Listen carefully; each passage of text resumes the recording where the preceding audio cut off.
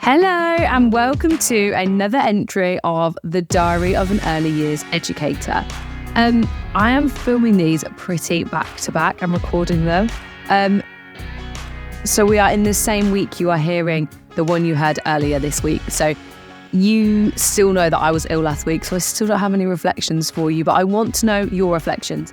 Let me know if you are joining in with the weekly reflections. What went well? What could you do better? And what are we leaving behind? Like I said, sick as a dog last week. I won't go on about it again. So I am leaving everything from last week behind and we are starting afresh. Let me know what yours are. And this week's question was, what is your favourite thing about your continuous provision? And the majority of the answers that came through were sand areas, because you love setting up sand areas and Small World. And I have to agree. One of my pet peeves in is role play. I really struggle with role play areas, like changing them up, children's interests. So yeah, let me know again, what is your favourite part of your continuous provision? How do you love to change it up and spice it up for the children? And then next week's question will be up on social medias over the weekend. So take a look, or just before the weekend. So take a look at that question so that you can get involved and let me know what you're thinking. One thing that I love to do on social media, if you don't follow us, we are literally just the Early Years Network over on social media platforms, Instagram, TikTok, whatever it is. Give us a follow, join in the conversation, get in the comments, let us know, drop us a message. You get straight through to me and Ben. So it is always us, and we pick everything up ourselves. So get involved over there. Let us know what you're doing, what you're enjoying in early years. And when we pop our question boxes up, get involved in the answers. We love to hear what people are thinking. So yeah, let me know. I want to talk about friendships at work. Now, it's a very controversial topic because for me, I've only ever worked in early years and my closest friendships have come from those environments. But a lot of those friendships have also ended. And sometimes it's thinking about, are we friends or are we work colleagues that just spend a lot of time together? And it's a really difficult thing to sort of fathom in your mind. Friendships as adults are hard. Friendships as you get older are difficult. We encourage children in early years to be friends and play with everybody and explore friendships and play with new people and things like that. And it's lovely. But actually, friendships as an adult can be really, really difficult. This episode isn't really going to be early years specific, and I kind of spoke about that last time, but it is related to the workplace. So we can kind of have them linked. Like I said, I have only ever worked in the early years. So I only know this industry. I've never worked as anything else. That's a lie. I worked in the hospitality part of a local football club for about half a season. It was all right. Didn't really like the football club, so never mind. But apart from that little stint, I've only ever worked in early years. It's all I know. It's the industry I know and love. And like I said, a lot of my friendships have come from that industry. Now, my best friend, Rachel, who's been on the Little Minds Big Ideas podcast a couple of times, and if you came to the Expo, Childcare and Education Expo earlier this year, you would have seen Rachel. She was on our stand. She's one of the nursery managers in our settings as well. But this is not how we met. We've known each other for 10 years. And we met at our first job at a creche and a sports club. And we worked weekends together when I think Rachel was just turning 18. I was still 17. So yeah, it's been 10 years that we've known each other. And she is my best friend. She is one of those friendships that just because you stopped working together, it didn't mean you stopped being friends. And that's really important. Whereas a lot of my other friendships that have come from with working places, if I've left or the other person has left, that friendship unfortunately has sort of broken down or dwindled or weakened, or the cracks show. Because were you friends because you genuinely had that sort of friendship and love for the person, or was it because you were spending 40 plus hours a week with them? And it's really hard when you're in the moment to decipher for that, because when you spend so much time with somebody, you learn everything about them. You learn their mannerisms. You start to take them on board. You learn what they like, what they don't like, how they work well, what makes them tick when they're having a good day, when they're having a bad day. And that is amazing when you've got that connection with someone at work, because it makes the day go better. Like when you have got somebody that you love working with and you class them as a friend and things are just great, then it makes your day better. But it also can go the other way, because friendships and working relationships can be really difficult, but it's just about finding that balance. But then for me, I think a lot of making friends as an adult is hard, because working is the majority of what we do. We spend a lot of time working. We spend a lot of time, especially in early years, even when you're not working, you're thinking about work, or you're doing things for work, or even when you go shopping, oh, I'm going to pick that up for work because I know we need that, or we need this, or whatever it is, you're constantly thinking about the people around you. Now, I'm not saying that making friends at work is wrong. I think making friends at work is so, so important, because you want to be surrounded by positive people and you want to have a positive working environment. But I think the difficult thing and the hard pill to swallow as an adult is that friendships at work are not the be all and end all. And I feel extremely lucky that mine and Rachel's friendship has lasted 10 years and continues to be. She's my maid of honor at my wedding next year. It's a friendship for life. But a lot of my friendships that I thought were going to be that haven't turned out to be that way. And my friendship group now, I've actually all met through Rachel. So it's not like I grew up with all these people, whereas they did. And it's a really difficult conversation for some people to understand, because they think that the people they're working with are their best friend. And they might be. I'm not saying that. They genuinely might be. You genuinely might have found your friendship soulmate, which is incredible. But it's also accepting that they might not be. And early years is really hard for that, because we are so involved. It is such a hard-hitting and isolating world, I want to say, because unless you're in it, you don't get it. Unless you understand the pressures, you don't understand it. Unless you know what's going on each day, unless you've been spoken to like crap by a parent, unless you've had a child scream at you for 6 hours straight, you don't understand what it's like to be in an early years environment. And that's why friendships form really quickly in early years, because somebody else gets it. Somebody else knows how you feel. Somebody else knows what you're going through, and you can relate to it.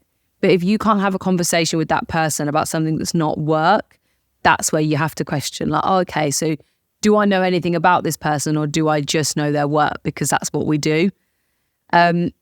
I think that social media comes into it a lot, because when somebody new starts, you instantly add them on social media. But why? Like, then they might not want you to know everything about them yet. They might not be ready to open that side of things up to you. And sometimes that is a hard pill for people to swallow, because they don't understand why people don't want them on social media. Social media itself can be quite toxic, can't it? Because the world of early years in social media is completely different on all the different platforms. One of my favourite TikTok accounts for early years, her name is Charlotte, and I think she's just the nursery nurse.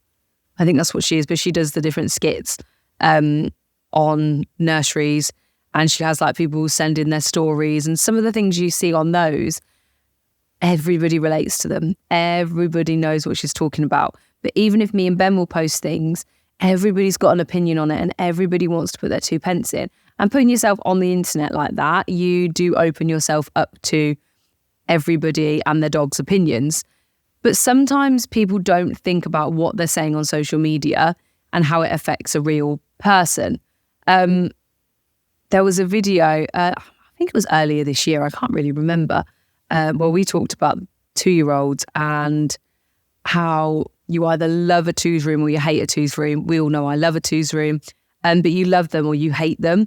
And I can't even remember what I was talking about in the clip, But it was so evident from some of the comments that people just weren't listening or hadn't listened to the whole thing. And as soon as they heard something they didn't like, they jumped in the comments like, oh God, I wouldn't want to be at her nursery. Wouldn't want to do this, wouldn't want to do that. She sounds awful, blah, blah, blah. And they weren't even that bad. The comments were not even that bad. But that's stuck with me for so long. And it's only people in the industry that get it. And it's only people in the industry that can comment on what you're doing on social media through an early years platform because they understand it. I tried to talk to family about early years and it's not the same. They don't understand the pressures. They can't actually comment on what it is that goes on day to day, whereas the people you work with can. And everyone has come across the difficult parents. Everyone's come across the family that are want what's best for their child and let you know about it. Let's put it that way. And there's only people that work in your building or work with the same families that get it. They're the only people that understand it. And that's why I think we really latch onto the people we work with. I don't know where I've gone with this. I've kind of gone on a bit of a tangent, but I wanted to talk about friendships because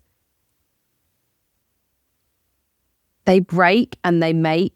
No, they're made and they break so easily in an early years environment because it is predominantly women. I know there are men in the industry, but settings are predominantly female and they can become very, very bitchy and hormonal places to be at certain points. And friendships are made and friendships are broken. And when friendships break within that industry, it really can put cracks in a fantastic foundation. It can make things really difficult for other staff members. It can make things really difficult for the children. It can make things difficult for the people in the friendship that are going through essentially a breakup with a friend. And it's really hard. But I don't want it to sound like I'm saying you can't be friends with the people you work with, because of course you can. I have people I work with now who I class as friends. And like I say, then there's people that I've had in the past who I genuinely classed as my closest friends. And I maybe talk to them once or twice a year now, which is really sad. But it also makes you think, like, is it because of the environment that we were in? That's why we were so close.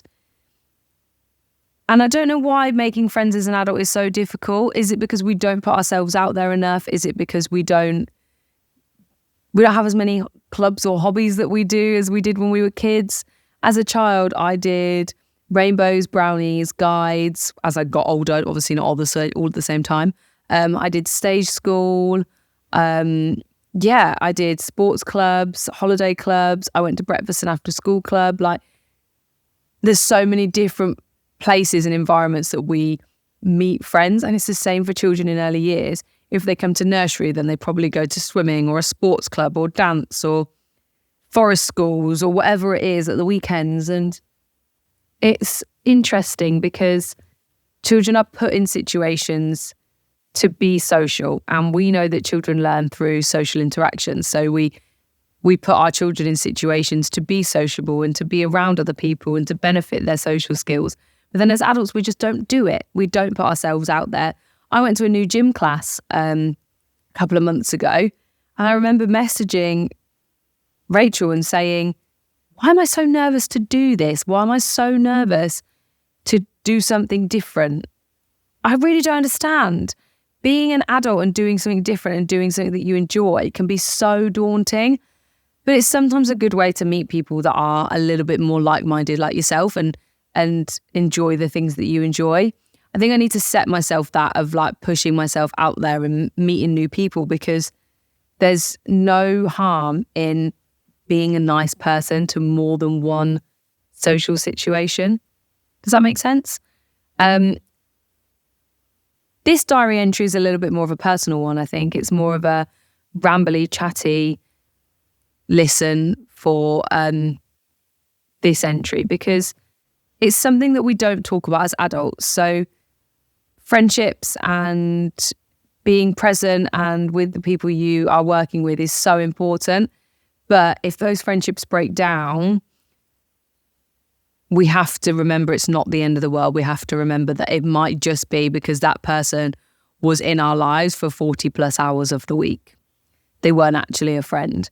If you find a diamond in the rough, like I have with my friendships, then it's amazing. It's the best thing ever. Friendships as adults are so important. And even if you are in the happiest relationship of your life, you can't let your friendships slip. They are so important.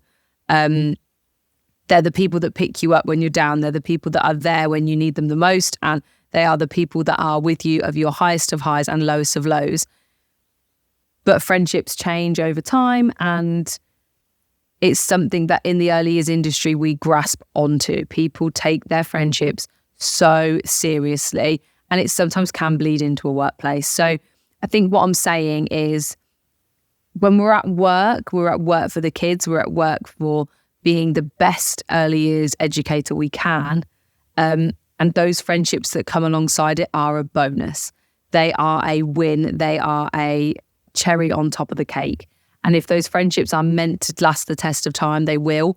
And if they don't, maybe it just wasn't the right friendship for you to be in the first place. Let me know what you think. Let me know if you find it difficult to build friendships as an adult. Do you find it difficult because of the industry we're in? It's so demanding. It's so takes over your world type of thing. And can feel a little bit isolating when people don't understand. I can imagine it's the same for teachers in schools, because I've never been a teacher. I don't understand the pressures of being a teacher. So let me know in the comments. Do you find it difficult as an adult to differentiate between work friendships and real friendships? Or do you find it difficult because of the hours you work and how tired you are and that you take everything away to build friendships outside your normal friendship groups or your work colleagues? Let me know. Let me know what you thought of this diary entry. Do you want to sort of listen to me talk about these types of things a little bit more? And yeah, like, comment, give us a rating, let us know what you think on the podcast. It really, really helps us. So I would really, really appreciate it. And I look forward to listening to what you guys have to say. Pop us a message on our social medias as well. And thank you so much for listening again this week. And I will see you in the next diary entry. Bye.